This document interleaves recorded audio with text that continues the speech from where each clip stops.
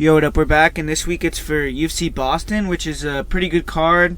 And last week we did pretty well. We hit the parlay of the week. We hit the most confident pick. So we're going to be looking to bring that momentum into this week. And just make sure to go ahead and, like, subscribe, leave a comment down there about what you're betting on, who you think is going to win. Always like to get that conversation going. And thanks for supporting the channel and watching the video. But we're going to get right into it with the first fight of the night, Tanner Boser taking on Daniel Spitz. And, Tanner Boser, he had his UFC debut spoiled when he had his opponent withdraw due to a USADA suspension. And he's had to wait a few weeks to get rebooked. Now he's returning against Daniel Spitz. And he's kind of a low-volume striker. Likes to work behind his kicks, his counters. And, he throws some occasional jabs to the head, to the body. He throws a lot of elbows as opponents try to close the distance. Really nice kicks, good leg kicks, inside, outside. And I would say that's probably the best part of his game is his kicks. He will also throw some heavy round kicks, some front kicks to the body, to the head. Good 1-2s as opponents try to close the distance. He'll throw counter hooks moving backwards, overhand rights moving backwards. But overall, he's pretty flat-footed. He can come up short with a lot of his shots when he has to go first. And he doesn't really tend to go first much. He likes to be on the outside. And that could be a problem for him in this fight. He gets a much taller opponent. And Boser, he does pick it up as the fight goes on usually. He'll, up the volume. He'll start to cut the cage off. He'll start switching stances. But he's hittable. I mean, he's been hit with some bombs. But he's shown a great chin, and he has 7 knockouts, but he's definitely more of a volume guy. He works on guys, then ultimately finishes them. He finishes the last match with leg kicks. So that is, an interesting facet for a heavyweight to be able to finish guys with leg kicks. But he has lost some decisions as well that I think were very close due to his style, and that's always going to happen for him. And he has been knocked out one time in his career. And, Boser, he is not an offensive grappler. I haven't seen him shoot many, if any, takedowns at all. He doesn't really look for the clinch, and he does show good balance and takedown defense against the cage. He digs underhooks well. He'll circle off the cage, disengage. He attacks with knees. And he fought a Russian guy, Denis Smolderov, and he was able to time some double leg takedowns on him, but, Boser also showed a strong sprawl. And he isn't bad off his back. He has decent get-ups, and he will attack with arm bars, kimuras. And he has good cardio, and he'll go to work off the breaks. That's kind of where he starts to pick it up. If guys try to take him down off the break, he'll put the pressure right back on and break guys a little bit. But his takedown defense is pretty good. And, he's someone who will work, who doesn't really work on top much, but he will reverse into top position at times off of opponents' takedown attempts. And he does have 2 rear naked choke submissions early on in his career. He also has never been submitted, so he has pretty solid takedown or submission defense. For Daniel Spitz, he's returning. He had a pretty long layoff. He's been out well over a year, and he got knocked out by Walt Harris in his last fight. He's 1-2 in his UFC career. He hasn't been very impressive, but he's very tall. He has a long reach, and he works behind his reach and movement pretty well, especially for a heavyweight. He's light on his feet, good feints, quick lateral movement, and good head movement. He has some nice inside-outside leg kicks as well.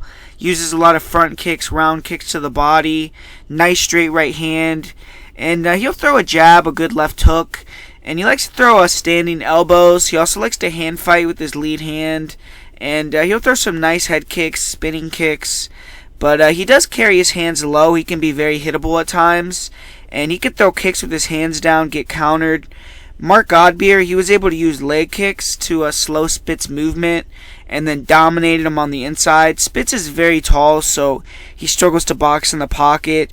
And he will try to use a tie clinch to land knees to the body, to the head.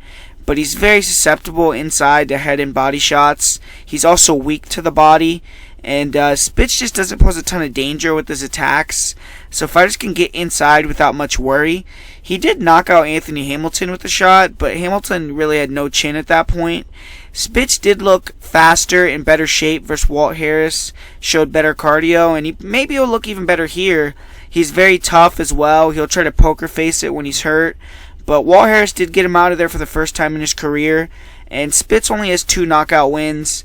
But Daniel Spitz, he's a good grappler, but not a great wrestler. He just has good submissions. He will use takedown feints to create, striking opportunities, and he did shoot a couple takedowns versus Mark Godbeer. He'll shoot single legs, but he kind of lacks the drive to finish, and he will try to use the single to come up into body locks, and he did get a nice body lock versus Godbeer, but his top control was not very good. You know, Godbeer, who's not a good grappler, was able to quickly stand up from underneath him, but Spitz, he hasn't really shown any top control in the UFC. He does have 3 submissions on the regional scene. When Spitz was knocked down by Walt Harris, he attempted to use his guard to control and survive, but didn't control posture and was finished. He was already hurt at that point, so it's hard to really say like he's bad off of his back. But I would say actually most likely has a tricky guard due to his height, but he has poor cardio, and you know, in his 1 3-round fight against Godbeer, he was exhausted in the 3rd round, so needs to have that addressed here. In this fight, I think it could be a split decision, but I think the movement that kicks of Spitz will give Bosser problems early on. I see Bosser struggling to land his shots and kind of just getting pot-shotted from the outside. And Bosser, he needs to work his leg kicks, slow the movement, start to cut Spitz off, up the volume, and just try to take him out or just, you know, outwork him. But I just feel like Spitz is going to get it done by decision. I don't think Bosser will land enough to offset the volume that Spitz throws early. And, you know, Spitz is the one that has the ability to wrestle and mix it up. And I think that he's going to be able to use his range to out-volume Bosser a little bit and get a unanimous or split decision victory here. And up next here we have a pretty fun fight. It's a fight that's been scheduled already, I believe, in LFA, or maybe just rumored for LFA. But I know for sure that it was a rumored fight, and it was going to be for the LFA title. And, you know, these guys have been talking a little bit of shit. You know, Kevin Holland does that with all of his opponents, obviously. But, you know, he's stepping in on short notice here to take on Allen. And he was scheduled to fight Antonio Arroyo November 16th. So his fight did get moved up a month. And I do believe that Holland will probably be in shape, ready to go. He's one of those guys that likes to fight, stay active. And he's won 3 consecutive fights in the UFC. But he's had some close calls. And, you know, he has a ton of potential. And in most fights, in my opinion, he's clearly the better fighter, but he plays a lot in there. He makes fights much closer than they should be, and he hasn't shown that killer instinct in the octagon yet, but he's a dynamic athlete, man. Great frame for the division. He's much faster and just better overall on the feet than Allen, in my opinion. You know, he does do a good job of staying long, good jab, good 1-2s. His straight right hand is very accurate. He also has a very good check left hook. He'll throw long hooks. He'll even throw, you know, like a left slap to a straight right hand. He slaps guys up a lot. He'll throw jabs, straight rights to the body. He lunges in with a lot of punches. He's fast in and out, though, so he kind of gets away with it. But he can leave his chin high with his hands down. He can also lean back at times or go straight backwards. And, you know, he's very good with his kicks, though. Really nice leg kicks, inside, outside, oblique kicks. He has a very good lead leg. You'll throw a lot of lead leg hook kicks, body, head. Really nice round kicks to the body and really nice heavy rear leg front kicks to the body. He'll throw those early and often. He'll also throw a front kick to the body to a straight right hand or a Superman punch combination. He definitely did the best job of targeting the body when he fought John Phillips. He hurt him multiple times to the body. And when he gets pressured, that's when he'll open up with jump knees, spinning elbows, lead elbows. And he's very good at rolling with shots in the pocket so he can return. And he has a good guard where, you know, he'll roll, keep his hands up, and then try to mix in elbows in between combinations or mix in a very quick shot that you don't see coming that could drop you. And it is a bit dangerous because, you know, he isn't moving his feet, and there's always a chance that a shot slips through his guard perfectly and hurts him. But overall, man, he's excellent at fighting long. He's awkward. And the only issues with his striking is he can't allow himself to get backed up. And he's more defensive than offensive at times when his opponent pressures him.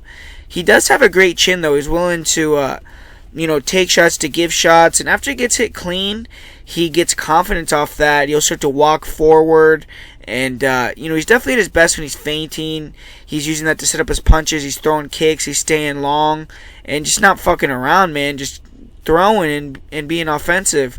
But he has 5 knockouts in his career. And he has an excellent chin. Never has been finished by strikes. And he's a good grappler. I mean, he's a brown belt under Dean Lister. Solid body locks. Good ground and pound. And he was able to get some pretty nice double legs in his fight against John Phillips. And overall, though, his wrestling is very poor. You know, we've seen him get taken down over and over against Gerald Mearshart. Alessio Di Chirico was able to take him down as well. And he doesn't look for takedowns much. He doesn't look for the clinch. He will throw elbows in the clinch, knees in the clinch. He'll look for front chokes. He'll also go for flying arm bars, triangles.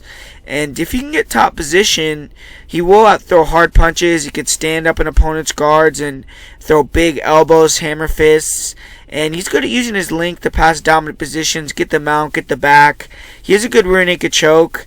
Good guillotine as well. He'll attack with leg locks.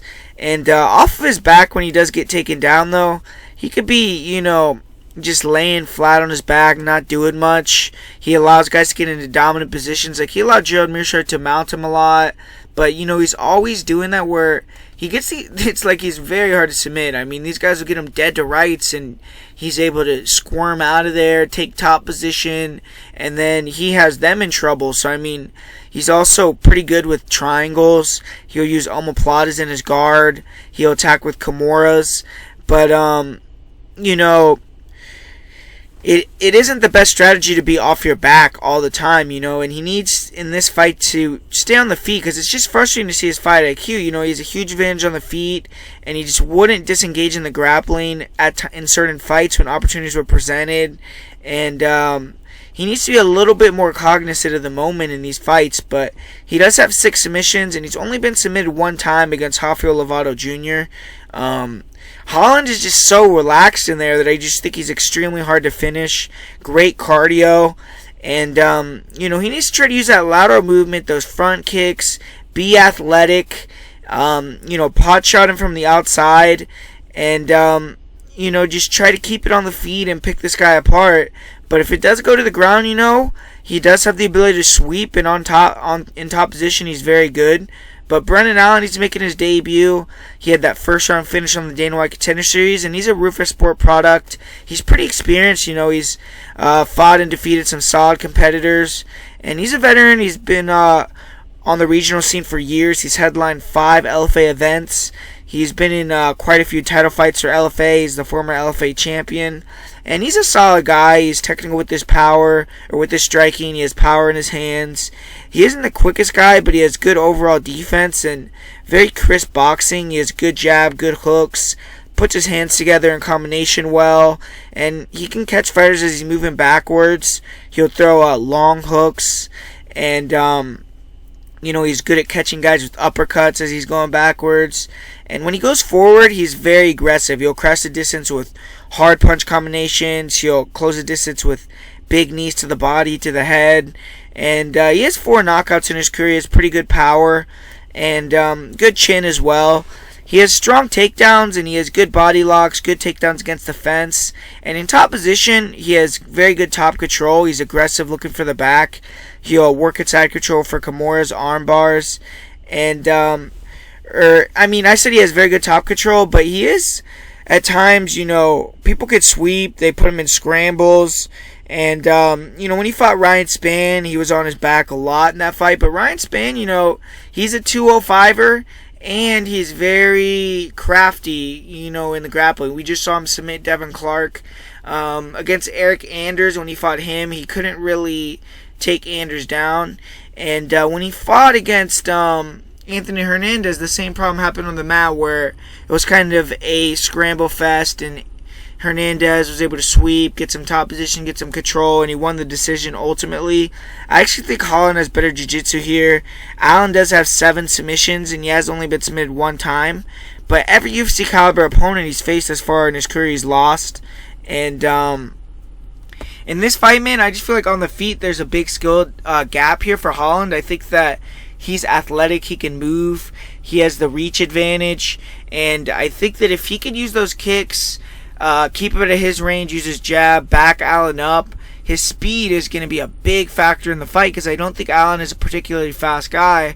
And I think that if he really puts his head in there, or his mind to it, and really wants to go in there and take him out with strikes the first round, he could do it. But if he lets Allen start taking him down, getting confidence, controlling him, backing him up, setting up his strikes after he gets takedowns, then it could become a 50-50 fight. It could become a Kevin Holland fight, So, my pick's going to be Kevin Holland in a Kevin Holland fight. I think he's going to win a decision, a split decision, where he's going to be the clearly superior fighter. He's going to have moments where he's winning the fight clearly. He's the way better guy. And then he's going to have moments where you're like, what the fuck? Like, why are you on your back just laying there? Like, what? Like, get up, man. Stop being so relaxed. But I think, the crowd likes how he fights. The judges like how he fights. He's flashy. He has big moments, like he had those slaps at the end of the Chirico fight, and I think that's going to be enough to get him to the decision here. But if he goes out there and fights his full capabilities, he could just take out Brendan Allen as well. So we'll see what happens, but my pick's going to be Kevin Holland here. And I'm not sure we actually have a pretty good fight. I don't know if it's going to be a fun fight to watch necessarily, but Sean Brady taking on Court McGee, and Sean Brady, he enters the UFC, he's the CFFC champion, he's undefeated, he's 10-0, and he's from Philadelphia, so he should get a huge pop from the crowd here. Obviously it's in Boston, but pretty close, and he should be ready for this spot. He's fought some solid fighters, he's headlined events, and it's kind of difficult to find footage of Brady, but his last fight was on Fight Pass, and he's a technical striker. He likes to walk opponents down, cut him off, uses feints to get inside. He'll switch stances. He has solid head movement. He isn't very dangerous or high volume with the striking. He does have nice low kicks. He'll use his jab, his left hook, some 1-2s, overhands to back opponents up. He will attack with some round kicks, legs, body, head, but doesn't put a lot of power on his shots. And he kind of just pushes fighters back. He's good at using feints to get inside, and he basically just uses that good defense, feints, pressure to back fighters up so he can take him down. I do feel Brady is faster and more fluid than McGee, and it's going to be interesting if he has confidence to open up more in this one because of the style matchup. But Brady does have 3 KO TKOs, so he has some power. But he chooses not to throw full power most of the time. He is undefeated, like I said, and he showed good durability overall. I have seen a couple fights where he got hit with some shots clean and he didn't really react. But, I haven't really seen him hurt, so I don't know, how he would really, what he would do in that situation. But Brady's also a strong grappler. He's actually a black belt under Daniel Gracie, and he's primarily a grappler in his fights. He has good single legs, good doubles. Really excels, though, at getting takedowns in the clinch. He'll use his striking to back opponents up. When he can get him, behind that black line, he gets in on the body lock, and he just dumps opponents against the cage. He likes to move to half guard once he gets top position, gets the cross body. He'll look for Kimura, straight arm bars, go to side control. And then you'll look to, get the crucifix or trap a wrist, land punches. And Brady was also able to posture up, find his, and finish in his last match with ground and pound in the 4th round. And he'll also trap the wrist and use the ground and pound to force opponents to give their back. He has good control there. He only has 1 rear naked choke in his career, so he isn't much of a finisher, really. He cares more about control, position, and if the finish comes, it comes. But he has 2 submission victories in his career. He has good cardio and he usually breaks opponents as the fight goes on. He has been competing in 5-round fights, so he has to be able to pick up the pace in this one, and he should be able to fight at a very high pace. And Brady actually is a similar fighter to Court McGee, in my opinion, but he's more athletic. He's in his prime, obviously. But Court McGee is going to be looking for a different result with this 3rd camp with Factory X. He lost a split decision in his last fight, but didn't look very good in my opinion, and he's lost 3 of his last 4 fights. Really needs a victory badly here.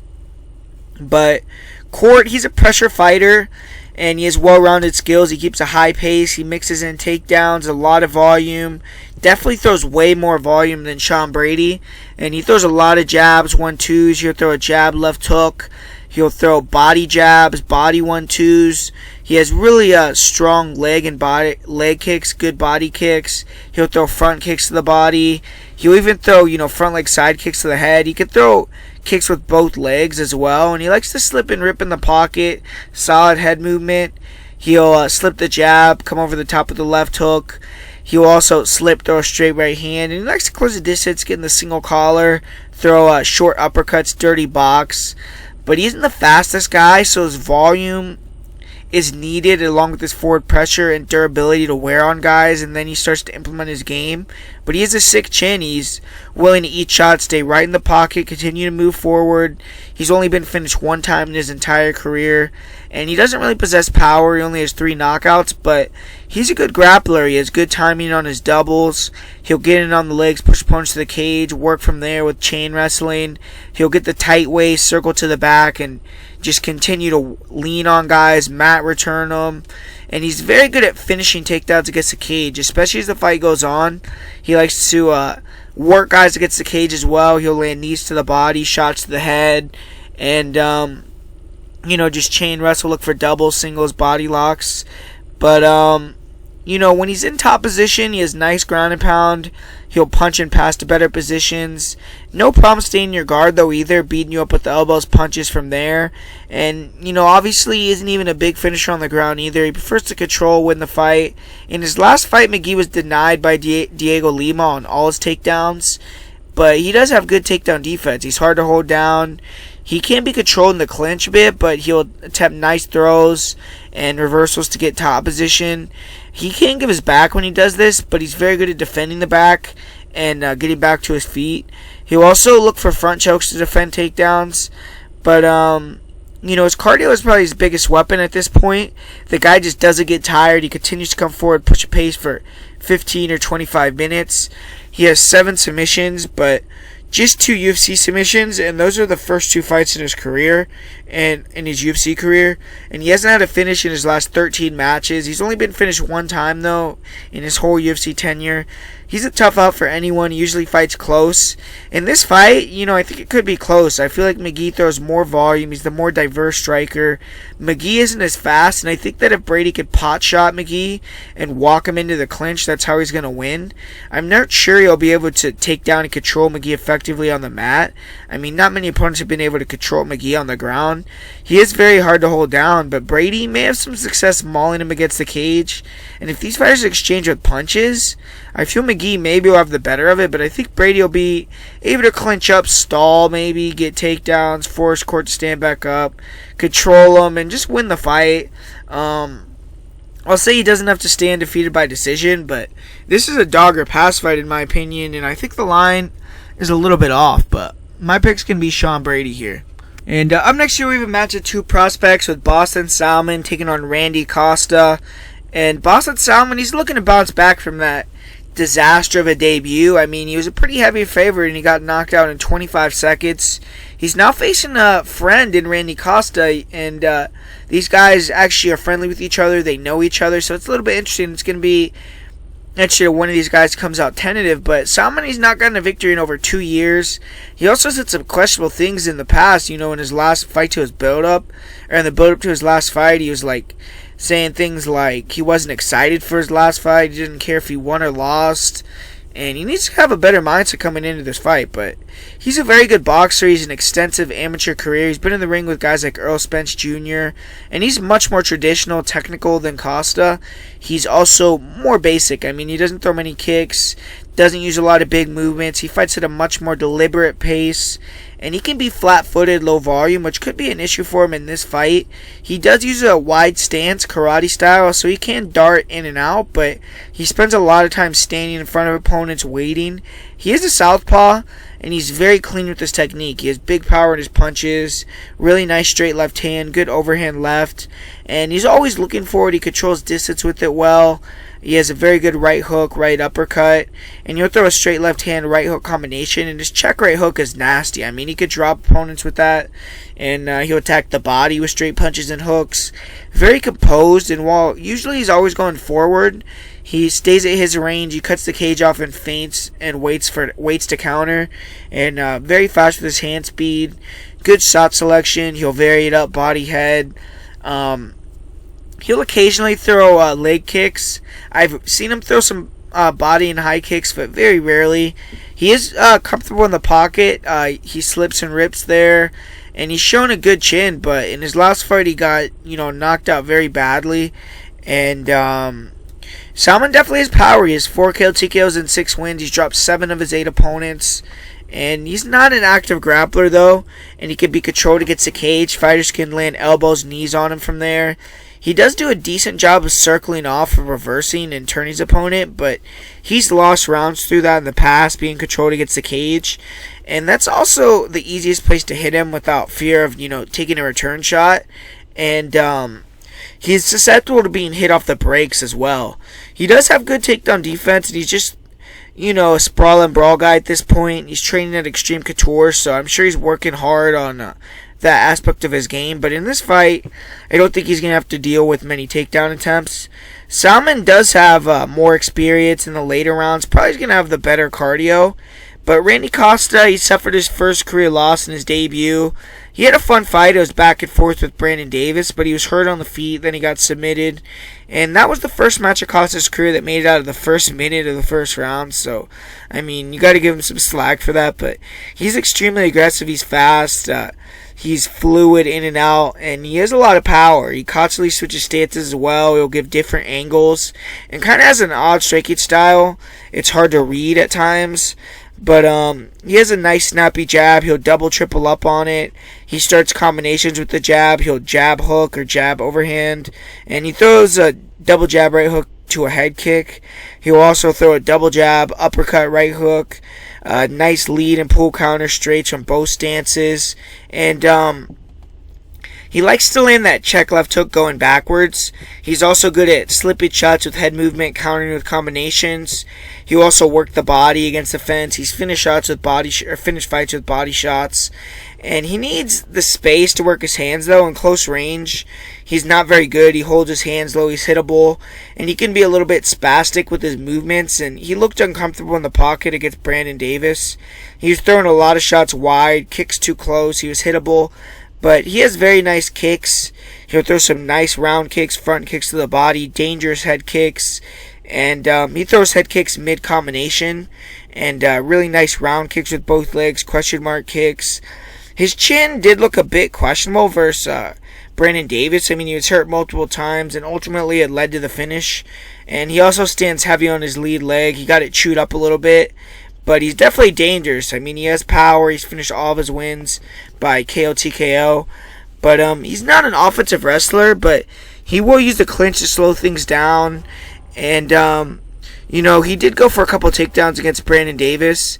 He also, look for the knees, body head in the Muay Thai plum. And his takedown defense definitely needs a little bit of work. He allows opponents to get on his legs and get him against the cage pretty easily. And he was taken down on the regional scene with a double leg, but he was able to defend the takedowns of Brandon Davis against the cage. And he got on the mat in that fight because he panic wrestled when he got hurt.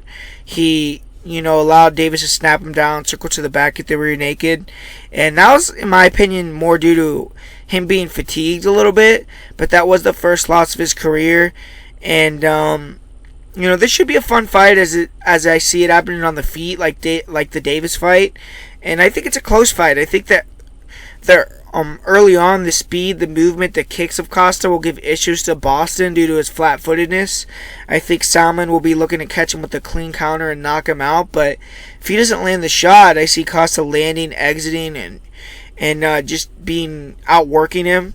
I think that Costa hits hard. Salmon just did get knocked out. So, I do think Costa has the ability to knock him out. And he has to be all the way in or all the way out, using his kicks, his jab, keep the distance, and not be in the pocket, because I think that's Boston's world. And, I think that Boston needs to land a counter punch or just use that forward pressure to draw a bad attack from Costa and land a pull counter. The thing with Costa is the last fight, he didn't really do a good job of, what's the word I'm trying to think of? He didn't do a good job of controlling his energy or maintaining his energy, where he kind of blew his gas tank early on and then he was gassed out. Where in this fight, he has to be a little bit more composed and not fight at such a high pace early on, going crazy. But I'm going to go with Costa via first round knockout, actually. If he doesn't win via KO in the first round, I think Salmon could get the win here. But I just think that his speed and the fact that Boston is flat-footed and Costa hits hard, I think that he could just catch him with something to knock him out. And I do think that if he fights at a more deliberate pace but keeps that same craziness a little bit, he can win a decision as well. But he just has to be careful in the pocket with Boston. I kind of don't really know about either of these guys, but I'm going to go with Randy Costa to get the victory here. And I'm next to the fight here with the Boston guy and Kyle Bochnkiak taking on Sean Woodson. And Bochnkiak, he kind of had a lackluster performance against Akeem Dawodu, and he's lost 3 of his last 4 fights, so he needs to win here. But this will be the first fight of 2019. It's in his hometown. And Bochnkiak, he's a decent striker, solid fakes, feints, good movement, and he's light on his feet, good jab, accurate right hand, straight, and good counter left hook. He also followed the right hook or right straight hand after it. And he put punches together in the pocket pretty well. I think that's his edge on the feet in this fight. He has no problem sitting in the pocket, trading power shots. He has a good chin. He'll also throw some kicks, but they aren't really super effective. I really see pressure being effective in this fight. He needs to close the distance with punch combinations, stay in Woodson's face. And he did struggle to get inside a little bit when he fought in his last fight against Dawodu, and he got leg kicked a lot. He also doesn't have a lot of power. He has just 2 knockouts in his career, but he's never been finished, so he definitely, has power.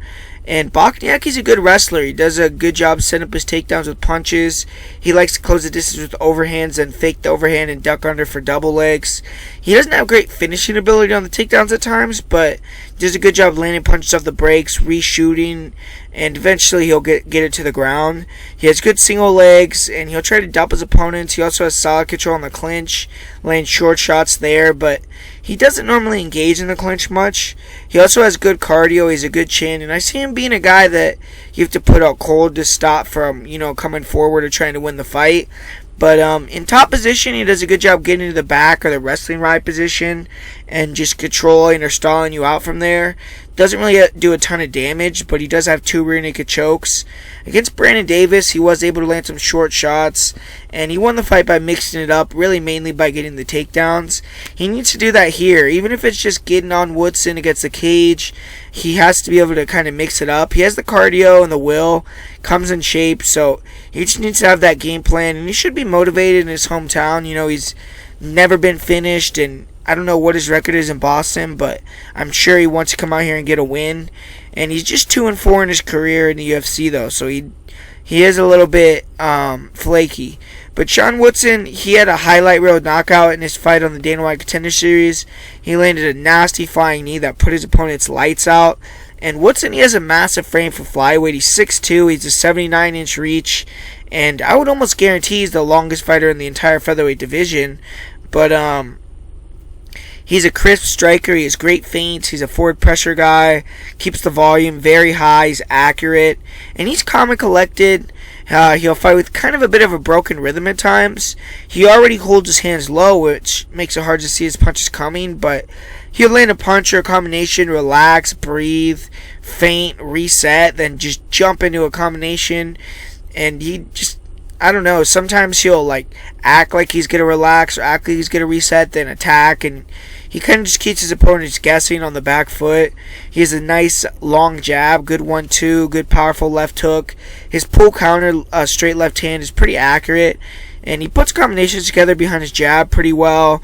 He'll touch opponents with shots, then put full power into other shots, and he'll stick opponents with long straight punch combos, and he'll mix in powerful uppercuts, hooks, and you'll also throw some nice front kicks to the face. He'll go to the body with front kicks. He also throws punches to the body very well. He attacks the body early and often, and he's good at staying long. He doesn't smother his shots. He'll throw really nice head kicks. He keeps the volume high. He's very good at controlling the center of the cage. He switches stances well. And he picks up the fight as the fight goes on. He'll really pour it on in the 3rd round. In his fight when he fought Rashard Lovedale, he probably landed a 30-punch combination against the cage in the 3rd round. And He landed a nasty flying knee in his last fight that earned him the contract. And he's training at Glory MMA now, so he should be improving. And he has the frame on the feet to be an excellent striker.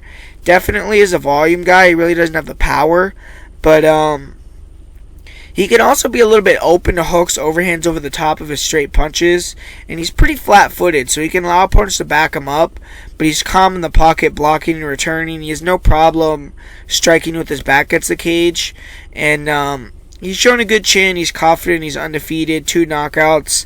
His grappling is a bit questionable. He will be offensive in the clinch. He'll enter the clinch with front knees. He'll attack with punches, elbows. He'll duck under for double legs also when he can get fighters against the cage. And in top position, he's long. He's good at posturing up. He'll land big shots. In his fight with Lovedale, he did land a blast double leg. And he isn't big on fighting on the mat, though. Even in top position, he can be landed heavy ground and pound and just stand up, just want to strike. But he does allow himself to be backed up, clinched up against the fence. And he doesn't do the best job at getting his back off the cage. He also allows opponents in deep on double legs. Woodson does have good takedown defense against the cage. He has a wide base, good balance. He'll dig underhooks, disengage. He has a decent initial takedown defense in space, but in his last fight against Terrence McKinney, McKinney was able to take him down by using a single leg. And Woodson will sprawl well on double legs, but he can be slow in the transitions. He can give his back by just kind of staying on the ground too long on the sprawl. And McKinney was able to take his back at both round 1 and round 2, and he probably had over 5 minutes of back control. Sean Woodson was able to turn in round 2, got up, and immediately landed that flying knee. But he definitely should improve his wrestling, his get-ups, and I feel like Bochnkiak will come into this matchup with a heavy wrestling game plan. Woodson does have one carry guillotine, but isn't much of a submission threat. And this is a close fight, but I'm going to go with Kyle Bochnkiak. Woodson, he did hit for us on the show as a big underdog, but in this fight, if he doesn't get a finish, I don't see him winning the fight. I think Kyle's going to be able to be smart, use movement, come over the top of some of Woodson's shots with overheads, with hooks, back him up, control the clinch, get some well-timed takedowns. And I think it could have some success countering Woodson with punches. And he definitely needs to grapple effectively to win, though. And I'm going to say he does enough to win a decision in his hometown. So I'm going with Kyle Bochnkiak to get the win here via decision. And up next here we have Molly McCann taking on Deanna Belbita. And, I'm not really that interested in this fight. But Molly, she's a striker. Obviously, we know that she has good jab, good straight right hand. She throws a lot of feints. Good left hook, straight right combo. She throws a jab, overhand right, left hook. She throws a lot of rear uppercut left hooks, and she's getting better, man. I mean, she did beat Ariane Lipsky. She was throwing some front kicks to the body. She was throwing some nice counter punches. She was faking the lead hand, coming back with a straight right hand, mixing in elbows, knees, spinning attacks. And, when she gets confident, she puts combinations together well. She's also willing to brawl with you, and she has okay head movement. She slips and rips decently well. She also does a decent job of cutting off the cage. And she has okay power. She has 4 knockouts. And she's never been finished by strikes. And definitely is durable. But she's gotten better with their grappling game. I mean, she showed a nice single leg takedown against Cachoeira. She almost found the submission there. She was also able to take down Ariane Lipsky. And she has 4 takedowns in her last 2 UFC fights. So you got to give her credit there. She looked for an arm triangle and arm bar in her last fight. And I feel she could possibly submit Belbita. But she's also very aggressive with her ground and pound. She has yet to find a submission in MMA. And she's been submitted one time by Jillian Robertson. Her cardio is a bit questionable, but she'll never give up or quit. And for Belbita, she's 13-4. She's fought some big promotions, KSW. But her opposition level is not good. In her last 5 wins, only 1 of the 5 opponents have had a pro win. Only 3 opponents out of the 13 that Belbita has defeated have had winning records. And Belbita also has a submission loss to Ariane Lipsky, who Molly McCann just defeated.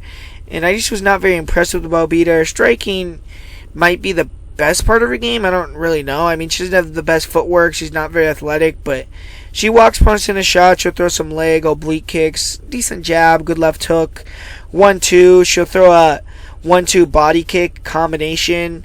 She'll throw some front kicks, and she will close the distance with some overhand, some hooks. She doesn't move her head at all. She gets tagged, but she does have, some dog in her. She'll stay in there.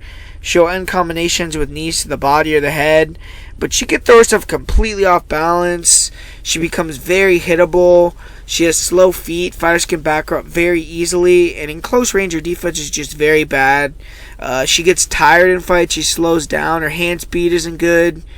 And she has finished 6 opponents with strikes, but obviously those are the low-level opponents I just talked about. And she's never been finished by strikes, so she is tough and durable. She has a solid tie plum. She'll throw some knees to the head, to the body. She doesn't have any takedowns really other than catchy kicks, hip throws. And her hip throw doesn't look very good. I've seen opponents easily take her back off of it. But when Bermuda can land that hip toss, she is aggressive. She'll go to mount. She'll work for the finish. But she doesn't have good top control. And her takedown defense is terrible. It doesn't really take much to bring her to the ground, both in the clinch or with singles, doubles. And when she's put on her back, she doesn't really have good get-up. She allows opponents to dominate her, go to dominant positions. Doesn't have good submission defense. She does have some armbar finishes off her back. She did get one in her last fight. She has 4 submissions, and she has been submitted 3 times, but I'm going with Molly McCann all day here. This chick, Deanna, she's tough. She's aggressive. She'll walk forward eating bombs, but she's just very easy to take down. Her striking isn't good. And I just see Molly winning this fight wherever it goes. I'm actually going to say Molly gets a submission in round 1. I'm going to say she gets a submission. This should be a very easy fight for her. So I'm going to go with Molly McCann and get the victory here. And up next here, Manny Bermudez taking on Charles Rosa, and this is actually a pretty interesting fight. Manny Bermudez is fighting for the first time in his career after a loss. He was on the wrong end of a decision versus Casey Kenny, and after 2 failed weight cuts in a row, he's finally decided to move back up to 145 pounds. He weighed 140 pounds for his last 2 bantamweight fights.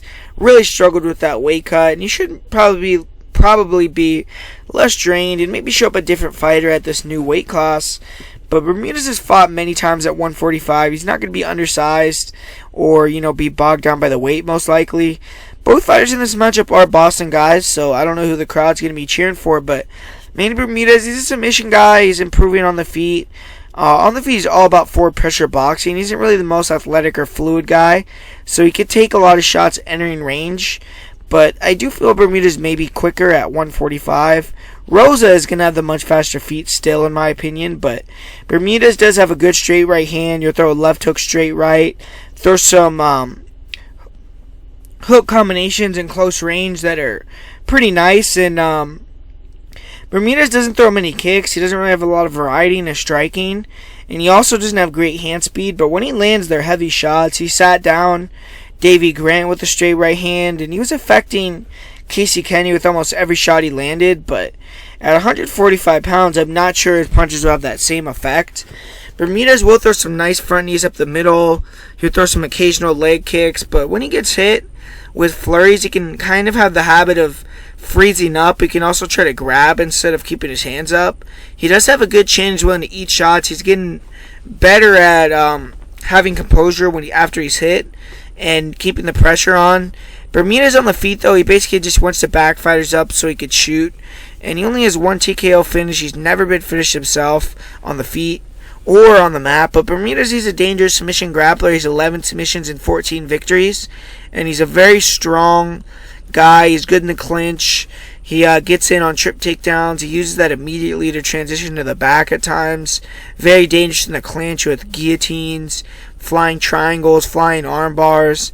And in top position, he's very good. He transitions to mount. He does a good job of tricking the legs to get there. He'll take the back, good rear naked choke. And he also has a very good guard. He'll throw up triangles, arm bars, go-go, and omoplatas. Very fast hips. No problem pulling guard, jumping on submissions that put him on his back. But in his last fight against Casey Kenny, he got controlled on the ground. And Kenny's a good wrestler, but a natural flyweight. So it was a little alarming that he was able to control Bermudez on the mat. But Kenny was able to use body locks, throws in the clinch to land in side control or half guard. And negated the full guard of Bermudez. And in the first round, he landed that hip toss, controlled in top position for multiple minutes. And he respected Bermudez's submission ability, so he stayed tight. He didn't attempt to improve position very much, but he did attack with a fairly close rear naked choke in the second round. Bermudez, he does have very flexible legs, and he's able to take the back from odd positions. He also was able to do that, though, because of his length, and at 145, he isn't going to be so much longer than these guys, but he only has one career rear naked choke in his career. He will use the cage to sweep to top position as well, and Bermudez gets most of his submissions off his back, though, via guillotine or triangle. He did show good cardio in his last fight, but he was out-hustled in positions on the ground. I do feel his ability to scramble, keep top position, lock in subs will be better at 145 with slower guys. Casey Kenny was able to squirm out of position, sneak out of things, moved very quickly. But Charles Rosa, he's making his return after he had quite a long layoff, and he's recovered from several injuries, and he feels the best he's ever felt in the UFC, but he's getting older now, and we'll see how he comes back. But he's been training in American Top Team for years. He's confident that his injuries have healed and he can make a run at it, but he is still searching for his first win since 2016 in January, so almost since 2015 since this guy's won a fight. But Rosa, he's a karate striker on the feet. He has a wide stance. He moves in and out very quickly, and he's constantly switching stances. He gives different looks a lot. Nice inside-outside leg kicks. He throws hard oblique kicks, leg kicks, and you throw outside low kicks to round kicks to the body, along with front leg side kicks to the body. Rosa has a good one too. Very nice straight left and good straight right hand. He'll switch stances, throw those with both stances pretty well, and he's very fast closing distance due to his karate style.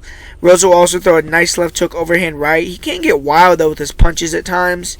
He can duck his head as he enters and duck his head in the pocket. Kind of just wing hooks, wing overhands. It has power, but it leaves him susceptible to counters. Rosa also has nice spinning kicks both to the body and the head. He'll throw some jumping roundhouse kicks, some spinning back fists. And he's good when he's moving backwards, using movement, controlling distance with his counters. But if fighters can cut him off, force him to box, or catch him with counters as he enters, he kind of struggles a little bit. He doesn't have good boxing in the pocket. He's very hittable, and he throws kind of wild shots. And he doesn't throw with a ton of power at range, so he could struggle to back fighters off with counters unless he's in the pocket winging shots. Shane Burgos, he struggled with the movement of Rosa early on, but he started just taking the shots to give shots, and eventually he took Rosa out. But Rosa got taken out in an exchange on the feet, so it wasn't like he took a lot of punishment there, and he's never been finished by strikes besides that. He has a good chin, and that was he's also has 2 KO TKOs himself. But Rosa, he's a good wrestler, but he should try to use it in reverse in this match. He likes to use combination set up takedown shots or get in on body locks. Good takedowns against the cage, and he can't shoot some bad takedowns at times, though, and loose scrambles end up on bottom, which he cannot afford to do in this fight. And he also gets put in triangles a lot, which he has to avoid here. But he's good at defending the submission, passing the legs, getting to the back of the wrestling ride position. His top control isn't the greatest, but he does kind of wear fighters out by continuing to be able to take them down or scramble. And Rosa's relentless with his wrestling. He'll get multiple takedowns in a round. In this fight, though, I would not try to wrestle because I feel he could maybe get caught. He is a black belt into Ricardo Laborio, so he isn't a scrub on the map, but he isn't dynamic like Bermudez is. Rosa, he does do a good job catching front chokes and scrambles. He's a lot of different chokes he can pull off. He's got a guillotine, anaconda, Darce, a Peruvian necktie, and he can be taken down himself at times. He blitzes in a lot. Kyle Bochnkiak was able to time some double legs on him, and he could also be taken down in the clinch. But he's good off his back. He'll throw up submissions. He'll create scrambles to stand up. He has several armbar submissions. And he also has a triangle choke submission in his career. He has 7 submissions overall. And Rosas is going to be the bigger guy here, most likely. He's competed as high as welterweight. And one of his biggest assets is his will, his cardio, is willing to push through fatigue. And he usually wins the 3rd round. He has strong cardio, and he just wants it. But this is a very interesting fight. I agree with the line. I think it's close. I see Rosa coming in with a nice game plan, sticking and moving that I think that American Top Team is going to have him ready, using a lot of straight punches, leg kicks, trying to keep the distance. I see him having success landing, not getting hit, especially early on. He definitely hits faster, or he has faster feet. He kind of has faster hands as well, I believe. Better distance control. And on the feet, Bermudez is going to be looking to time that right hand and sit Rosa down. I think even though he's coming from a lower weight class, he has more one-punch power. And I feel as if Rosa shouldn't look for takedowns unless it's short time in the round. He shouldn't really give Bermudez the opportunity to lock up a submission or sweep him. But even if Rosa is able to get out of the submission, if you're having to survive submissions on top, you're kind of losing in my eyes. So I feel like unless Rosa is able to get takedowns where he passes the guard immediately, I really wouldn't worry about that. I feel that Kenny is a better scrambler and wrestler than Rosa, so I feel if they grapple, most likely Bermudez will be able to scramble attack more than Charles. But I think that if Rosa was more active recently, I would pick him because I see him having success standing up. But, it's a time game plan, and he has to be on it for 3 rounds. He isn't a guy with power, and I think that Bermudez has a chance to drop him or time a body lock, get the sub here where it's less likely for a Rosa finish. I'm going to say Bermudez gets a decision because he gets top control, wins some scrambles, puts Rosa in some submission danger. But if Rosa comes in here with fast feet, a good game plan, don't be surprised to see him win comfortably. But I'm going with Manny Bermudez to get the decision victory. And up next we have a really fun fight. I'm actually looking forward to this fight. Mini DC, Deron Winn makes his second UFC start in Boston versus Darren Stewart. And the 5'5" Deron Winn, he's probably the smallest 185er in the history of the division. It's going to be interesting how he fares as the competition level rises. But on the feet, Winn is just extremely explosive. He's powerful. He's light on his feet. He's pretty hard to hit at range. And he walks runners down behind his jab, his feints. He'll use level changes to freeze guys, come over the top with overhands, hooks. He'll throw a jab, overhand right, or a jab, uppercut. He'll double jab into range. And when he lands a combination, he's very good at backing his opponents up with flurries, attacking body head, touching opponents with a jab or straights to get his range, then sitting down on punches in combination. And he was able to constantly back Eric Spicely up and land long combos against the cage. And he'll throw a nasty left hook straight right. He'll throw a left hook both to the body, to the head. And he's good at slipping and returning in the pocket. Good pull counter right hand. He doesn't throw many kicks, but he will throw some occasional leg kicks. And he has a tricky head kick. But Deron Winn can be wild. He can throw some big looping overhands at times, some big hooks, and they can kind of put himself off balance, give opponents counter opportunities. And he also was standing right in front of Eric Spicely in his last fight, throwing long combos, and he got hit with some nice counters. But he threw so much volume in that fight, and I believe he threw and landed the most punches ever by a middleweight in a 3-round fight. But due to this, Winn did get tired in round 3. He maybe needs to pace himself a little bit better. But I mean, that was a short notice fight with him doing that. But Winn doesn't have that big one-shot power. He has 4 knockouts, but has gone back-to-back decisions now after taking a step up in competition. And Winn showed he could take it. He has a good chin against Darren Stewart, or against Eric Spicely. But Darren Stewart is a different animal. I mean, you don't want to try to test your chin against a guy like him. But Winn definitely can't be taking many shots in this fight. But he has some of the best wrestling credentials in the sport. I mean, he really didn't show any of his wrestling off due to the style matchup versus Spicely. But make no mistake about it. I mean, he's going to be looking to put Stewart on his back. Deron Winn, he was a U.S. national team member. He's a 2-time NCAA Junior National College champion. And he's a 3-time NCAA All-American. He's actually defeated Jaden Cox in wrestling. He's one of the best wrestlers maybe in United States history. I mean, he might be the best wrestler in the world right now. And Winn did show where his size could maybe cause him issues in the grappling realm. Eric Spicely was able to get the Muay Thai plum. He landed some big knees. And obviously, when you're a short guy, the plum is going to be a disadvantage for you. But Winn was able to constantly back Spicely up with combinations. And I feel when Spicely was just covering up against the cage, Winn could have level changed into a takedown easily. And I just think he respected the jiu-jitsu of Spicely, and he was comfortable on the feet. In this fight, I see him using those combinations to back Stewart up, then duck under in those singles, those doubles, getting slams. I see him trying to keep the pace high, mix it up, and Winn sets up his double legs with the overhands very well. He can slam opponents in the clinch. He's very strong. He can land throws, trips. And Darren Stewart likes to get in the clinch to kind of slow down the pace of the fight. And if you're fighting Deron Winn, you want to get in the clinch to slow down the pace of the fight, you might end up getting slammed on your head. So that's a good thing that Winn is good in the clinch here, but Winn needs to improve his top control, his jiu-jitsu.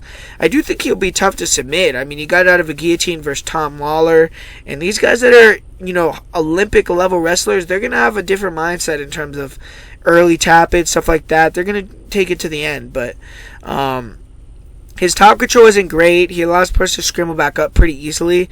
And he does do a good job getting the front headlock position, snapping his opponents back down, working in that wrestling ride position. But he needs to get better with his top control. If Winn can't hold Stewart down, he needs to take him down, threaten with grappling. If these guys are both tired and it becomes a battle of wills, I see Winn taking it all day. Winn isn't a submission threat. He has none in his career. In this fight, he won't have to deal with someone who's good off their back, so I expect him to try to work his top game a lot more. And Winn did get tired in his last fight, but he threw so much volume and he was still pushing it to the final bell. I don't think Stewart could keep that high of a pace, and Winn definitely has better cardio than him, so I'm not worried about that. But Deron Stewart, he's won 3 of his last 4 fights. He looks like he's found his mojo a little bit, but his fight with Bavon Lewis was still lackluster in my opinion. And Stewart, he's been talking shit to Winn. He's confident he could take him out, build his name off of him.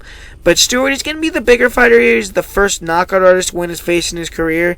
And he hits hard, man. When he lands, he puts people out. And he has been flat-footed for a lot of his UFC fights, but he did show a lot more movement in his last match. He didn't let as much offense go, but he was pressing forward. He was staying light on his feet.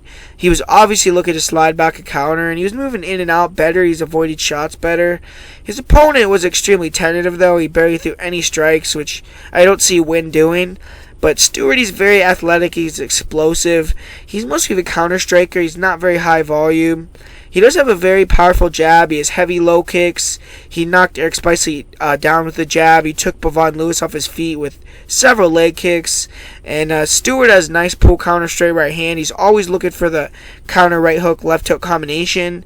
Very nice lead uppercut, right hook combination. And he could sometimes mix in spinning back fist, jumping kicks. His power and speed seems to back fighters off at times, make him hesitant to throw. But he's much lower volume than Winn. He fights at a more deliberate pace.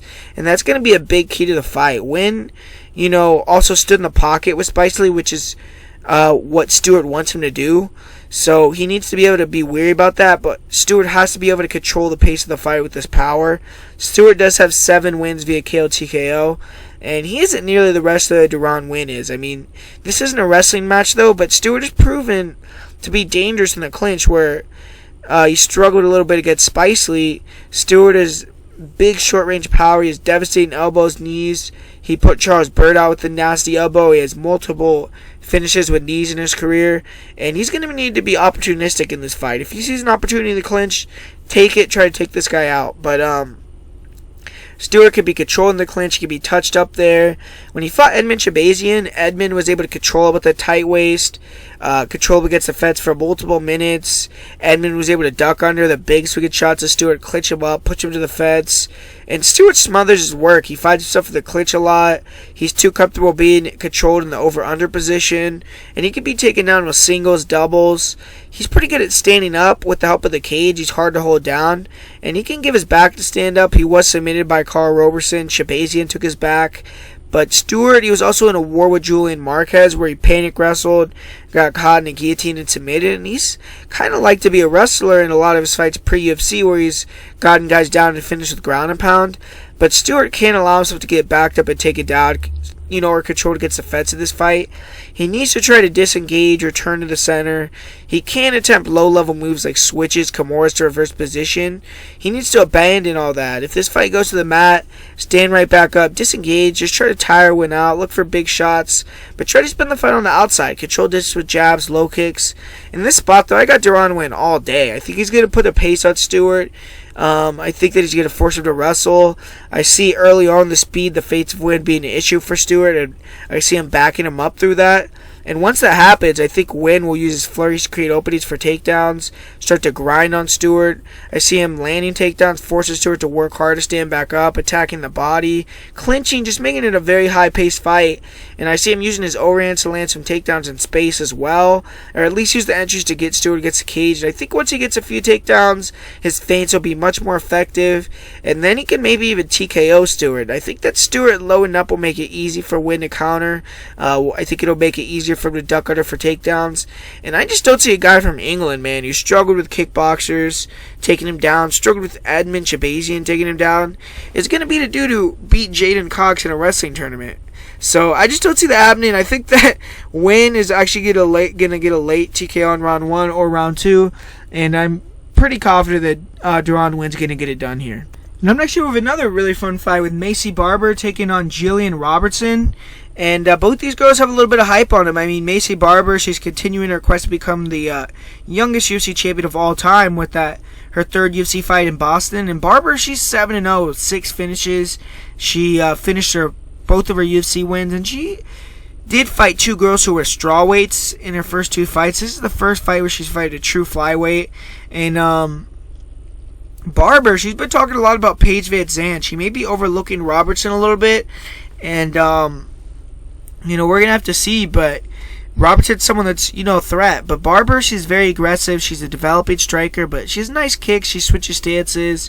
She throws a nice check left hook, decent overhand and straight right, and she'll switch stances. Nice straight left hand down the middle. She'll throw a rear uppercut left hook. She has strong right hook, and she'll go high with kicks as well. She's always coming forward, putting pressure on fighters. She throws a lot of leg kicks, front and side kicks to the face, to the body, question mark kicks. She'll throw some nice round kicks. And, she can throw kicks with both legs. She follows her round kicks with straight right hands. Good job feinting and faking. And she doesn't really have good hands, though. She really telegraphs her punches. She's easy to counter. She isn't a good defensive striker yet. She doesn't move her head. She holds her chin high. She backs up with her, and just backs up straight up with her chin right in the air.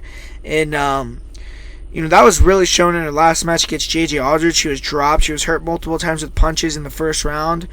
But Barber is just undeterred, though. I mean, she hits hard herself. She's willing to eat shots to give her own. And she just breaks girls. That'll be effective versus Robertson.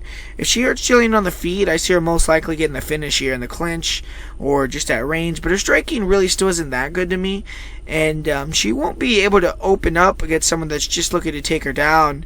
But the best case scenario for Barber is she's able to back Robertson up with her kicks, do damage, and when Robertson tries to get her takedown, deny it, beat her up in the clinch. And I think even at range, she just won't be able to do as well as in the clinch in this fight, because I don't think she's going to be as comfortable with her kicks. And I think if she can get Robertson's back into the cage, though, put it on her there, she could hurt her or take her out. Or if she gets in top position, she could maybe beat her up from there. But, Barber is really good in top position herself. But Jillian Robertson, she's going to be looking for her 5th UFC finish in her fight with Macy Barber. Robertson has the most finishes in the women's flyweight division. She's proven to be very dangerous on the mat.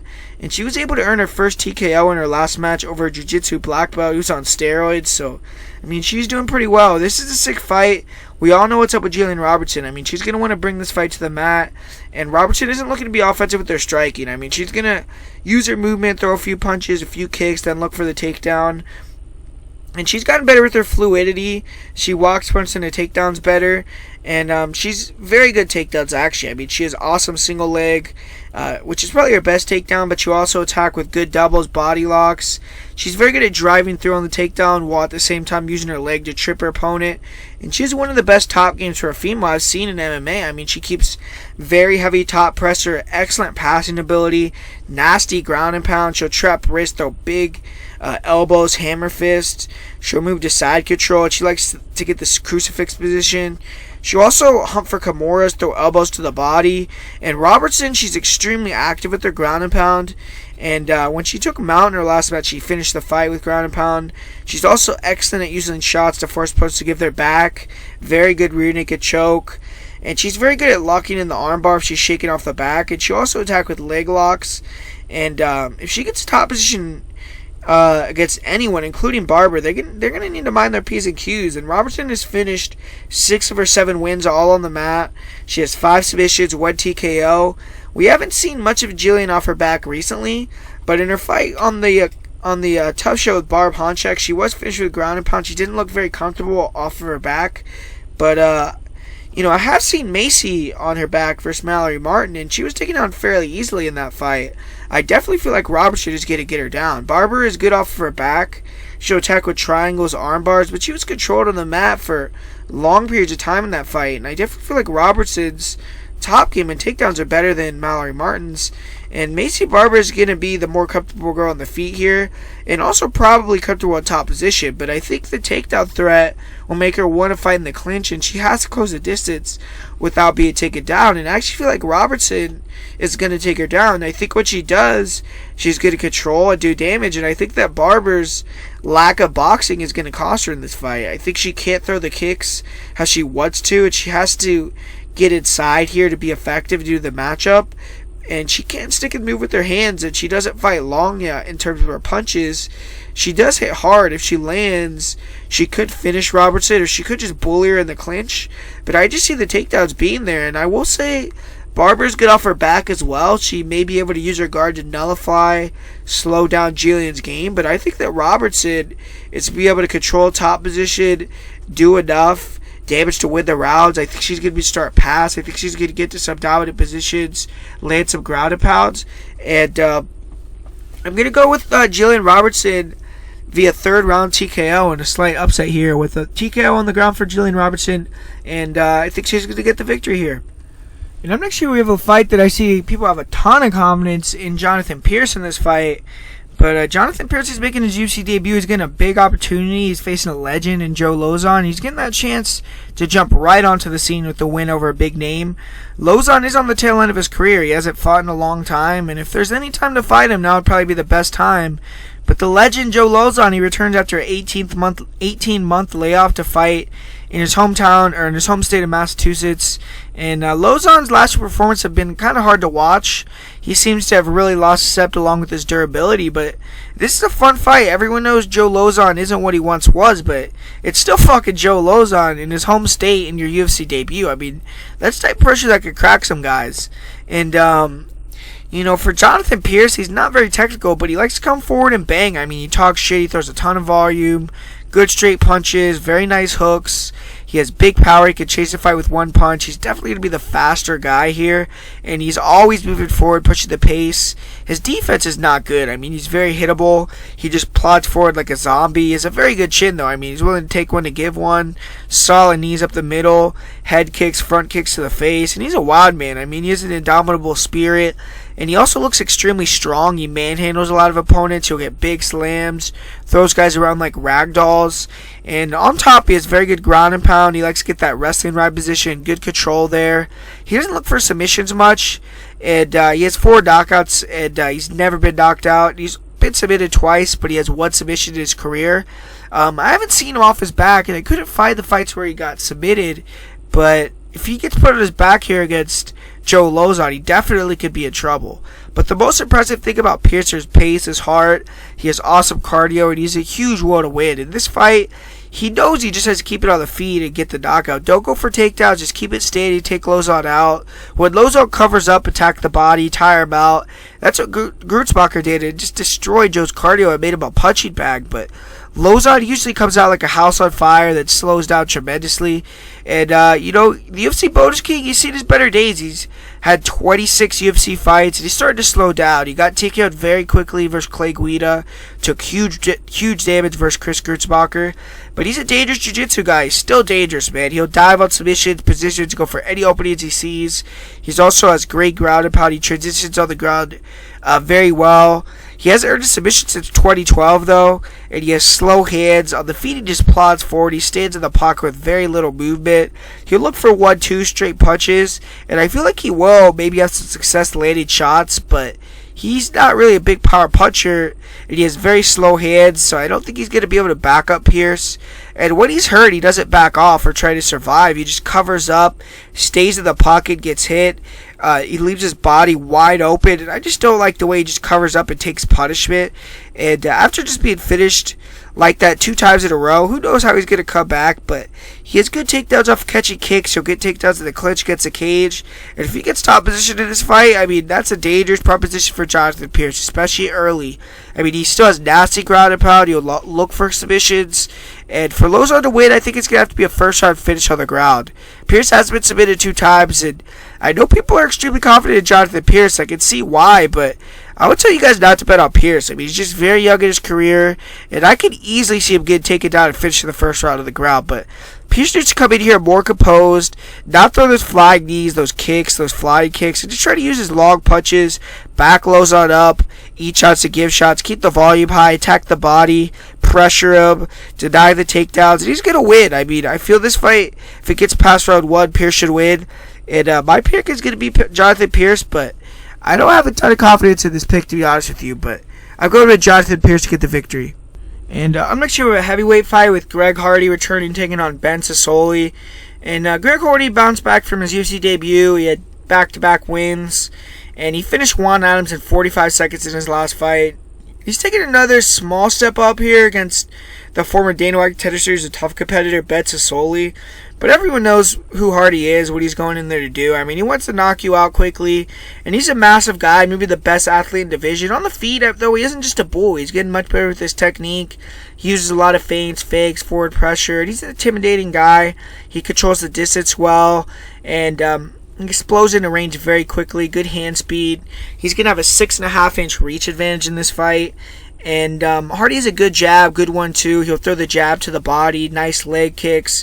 His right hand has a ton of power. He'll throw a nice straight right hand both to the body and the head. Very nice left hook. He'll throw a left hook right uppercut combination.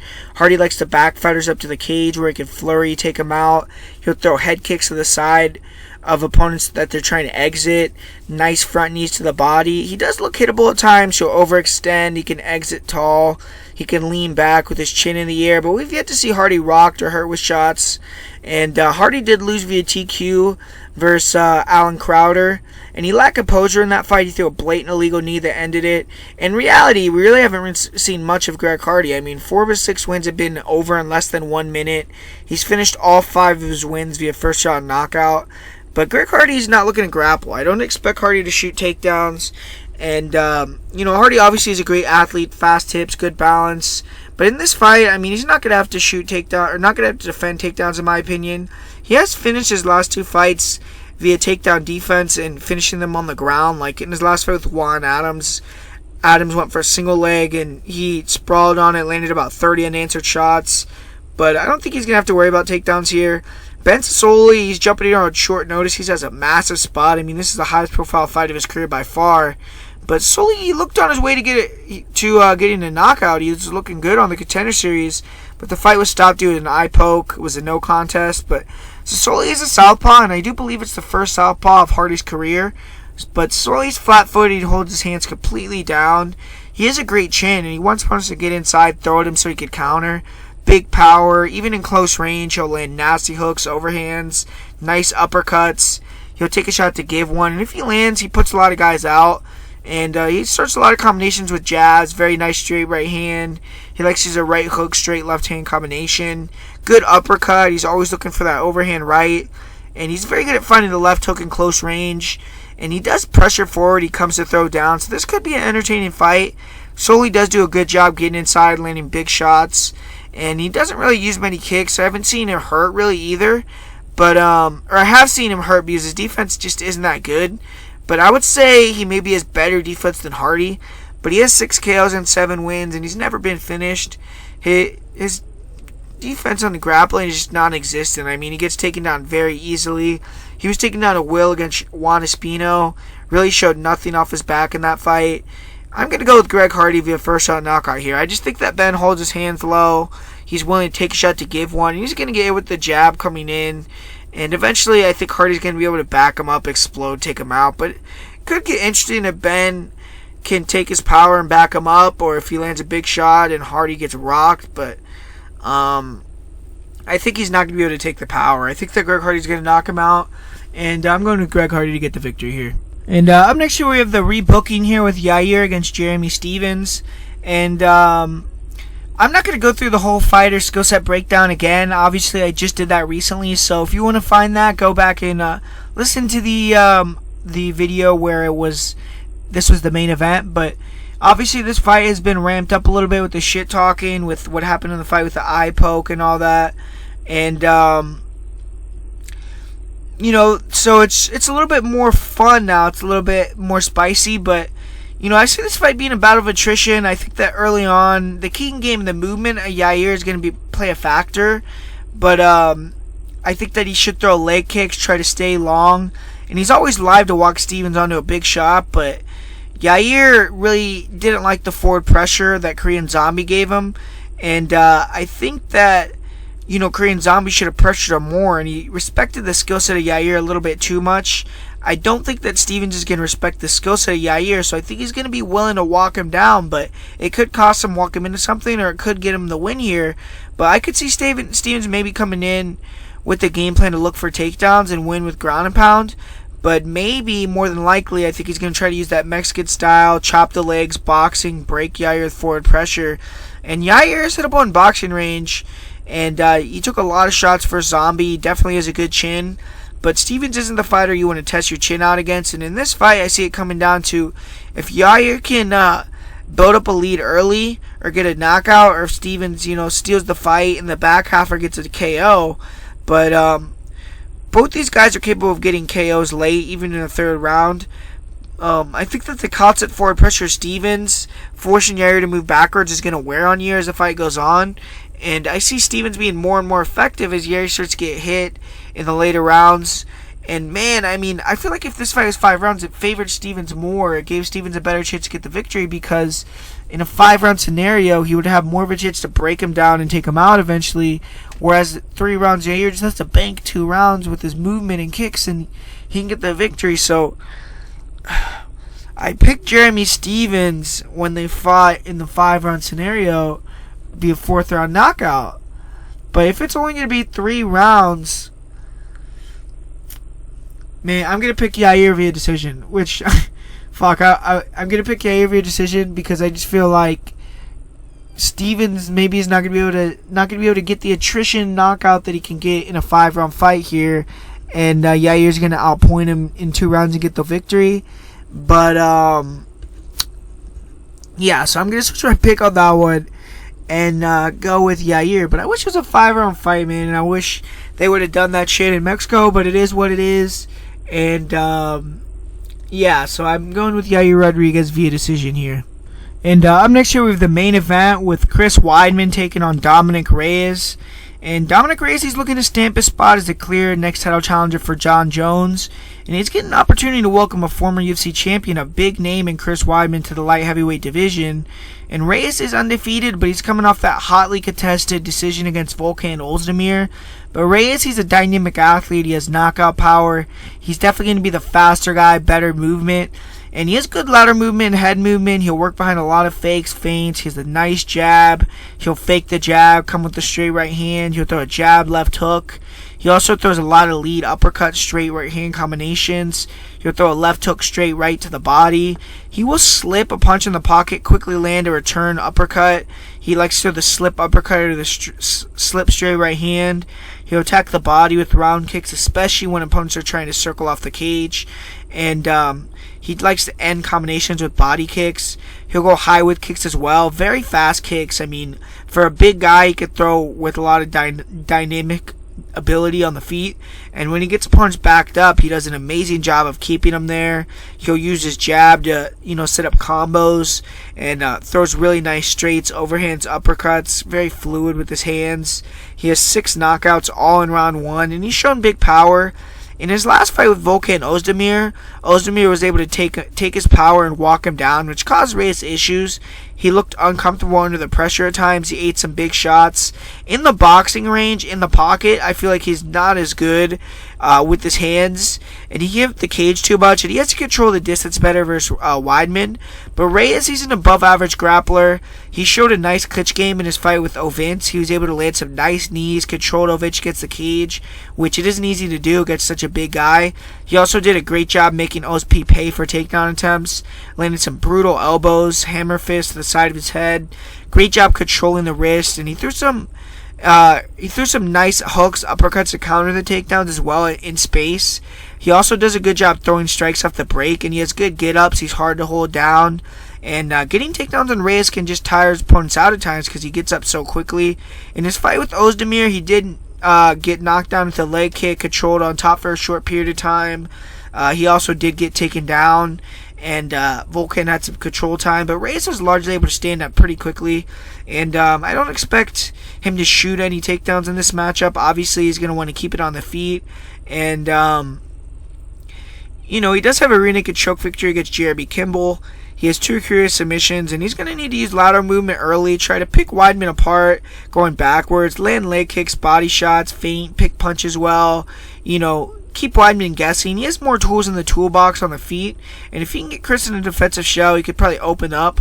But Weidman, he's making the move to 205. He had a rough go of middleweight as late. He's lost 4 or 5 fights. All those losses have come via knockout, and he's fighting for his career here to a certain extent, but he's a good striker. He'll throw a nice jab. He has a good 1-2. There's a lot of front kicks to the body. He controls distance well on the feet. Nice straight right hand. He'll fake the level change, throw that or hook with good power. Good job of cutting off the cage, and he's good job of, as well as he sets his punches up with a jab and flurries as well. He'll mix in hooks, body, head, uppercuts, and he's comfortable in the pocket. He has a nasty left hook. He'll throw some nice low kicks, round kicks, body, head. Very resilient. He got dropped versus Kelvin Gastelum, immediately got in on a single survive, but he's tendency to freeze up when he's hit. He'll just cover up. He's hittable. And Jacare was able to land hard body shots that eventually opened the kill shot to the head. And Weidman, he's taking a lot of damage. He's been finished by Jacare, Yoel, Rockhold. And his finish against Mousasi, I don't think was that bad, but he has 6 knockouts. He definitely has big power. And Weidman, he's a phenomenal grappler. He's very credentialed, 2-time Division I All-American. He's a black belt. He's an ADCC gold medalist. And he has an amazing single leg. He takes everyone down with that single leg. He fights almost. Very nice body locks. He does a great job of, if he can't stay attached, or if he can't get the single, he'll stay attached, come up and do it underhooks, get the tight waist, circle to the back, chain wrestle, and on top he has great control. He's very methodical. He'll slowly work into dominant positions. He likes to get the wrestling right position, full mount, good rear naked choke. He'll attack with Kimuras, arm triangles. He's been working with John Danaher for a long time, so obviously he knows what he's doing on the ground. He's been on top of great guys like Damian Maia, and they couldn't really control him. Or they couldn't really do anything to him. They didn't give him in any danger. They didn't sweep him. And he has never been submitted. He has 4 submissions himself. He has great takedown defense. And the only fighter who's really beaten him up on the ground is Luke Rockhold. He also has great cardio, and he's used to being in championship fights, persevering. He needs, a win here. He needs to keep his championship hopes alive. And, he has to have all his chips in the table for this fight, but this is a much closer fight than the line indicates, in my opinion. I expect Weidman to be faster. I expect him to cut the cage out better at 205. I think his takedown shots will be more effective, and I see his pressure tiring opponents out. It all just comes down to his durability, his ability to take and hold these bigger guys down. And Weidman, he struggles in the middle rounds where he gets tired and gets knocked out. It's happened multiple times, and maybe at 205 he'll be sharper mentally throughout the fight. Reyes, he's going to be looking for counter punches, throwing leg kicks, going backwards, and I think he's going to try to feel it out, get his range, and if he starts to feel comfortable with the speed, the distance, defending the takedowns, then I think he's going to start to try to go forward, put shots together. But Reyes doesn't really throw combinations with his hands, and he throws a lot of kicks, and I'm not sure that's the best style for a 5-round fight, kicking and moving, especially for a big guy. And in the pocket, I think Weidman is the better boxer. But he has to be able to move and counter until he gets a knockout for 5 rounds. And if this fight gets past round 3, I think it's Weidman's to lose. But for Weidman, I think he needs to work behind his jab, use that same game plan as Volkan on the feet, use feints, overhands, heavy shots to back Reyes up, look to catch the kicks, get takedowns, and when he backs Reyes up, work his combos to open up takedowns attempts. I think his feints are going to be huge on the feet if he is to win. He has to get Reyes to respect his takedown feints. He has to be able to create openings for his punches and vice versa. And if he can keep Reyes guessing and get takedowns, he can easily win the fight. He also has much more experience in 5-round fights, and if this gets late, I see Chris being fresher, and fuck, man, I really want to pick Chris Weidman, but he bit me in the ass last time. He bit me in the ass more than once, and I just don't know about his durability and his ability to hold Reyes down. If Reyes can continue to get up, Weidman, may get tired, or he may lose confidence in the takedowns, and Reyes may be able to get more confident, pressure, and knock him out, or he just could catch him with the counter. Weidman is hittable. Reyes is younger. He's in his prime. So I'm going to pick Reyes via second round TKO, but damn, I mean, I don't know about this one. I think that Chris Weidman could definitely get the win here. I think a lot of people are disrespecting this fool, man. I mean, he could get the win in this fight. He could definitely get the win here, but I'm going with Dominick Reyes. And for the parlay of the week this week, I'm actually going to just give you guys a single play, because on this card, I don't really like a lot of parlays and or a lot of plays overall. But I really like Deron Winn to get the victory, and he's only minus 110, minus 115 in some books, so he's even money. And I really think he's going to get the win. I think he's going to win pretty easily, dominantly. So I'm going with Deron Winn. If you were to put a parlay together, I guess you would put Winn and maybe like Molly McCann together, but I mean, I don't really see the value in that. So I'm just going to say to do the straight pick with Deron Winn. And my most confident pick is going to be, I can't believe I'm saying this, but my most confident pick is going to be Molly McCann this week. And yeah, so that's going to be the video for UFC Boston. Hope you guys enjoyed listening. And make sure to comment, like, subscribe, share the video, tell your friends about it. And thanks for always supporting. So hopefully we could win these bets and have fun watching these fights.